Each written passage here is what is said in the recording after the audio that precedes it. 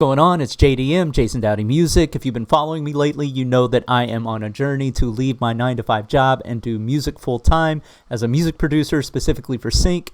If you want to follow that journey, just use the hashtag no9to5 by 2028, and you can see it all unfold.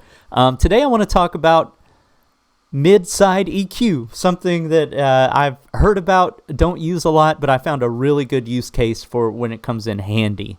So I wanted to share that in case you're an FL Studio user, but even if you're not, I mean, it's the same concepts that could apply to any DAW.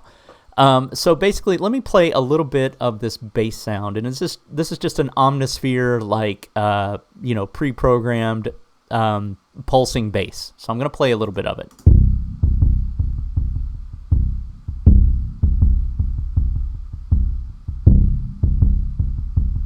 Now, I don't know if you can hear that well. Here, let me stop it. There we go. But what it's doing is there's a lot of low end on the, panned right and left because it's doing a ping pong effect in the delay. So it's really muddying up those side channels, the right pan and the left pan, probably about 50% or so. So it kind of distorts the whole track. It makes it sound muddy, not as clean. Here, let me play it with the entire track. I'll play it a little bit later in the track.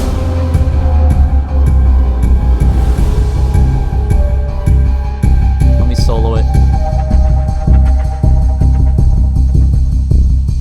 You can hear it in the right and left, right? If you probably need headphones. If you're watching this on your phone, you probably can't hear it. But in the right and left, there's a lot of low end and it's really muddy. So in order to clean that up, you can use a mid-side EQ. So I have that on this channel. The top is the side and this is the mid. We want to keep the bass in the mid. You want to keep your low ends middle of the channel.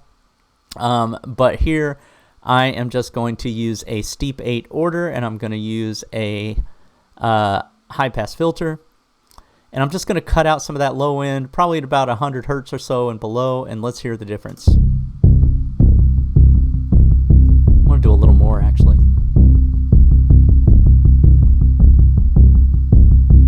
Yeah, it's a lot cleaner. Okay, let me see if I can bypass it so you can hear the difference. Here we go. Ready? This is with it, without. Hear all that muddiness in the right and left channels? Okay, I'm gonna turn it back on. Right?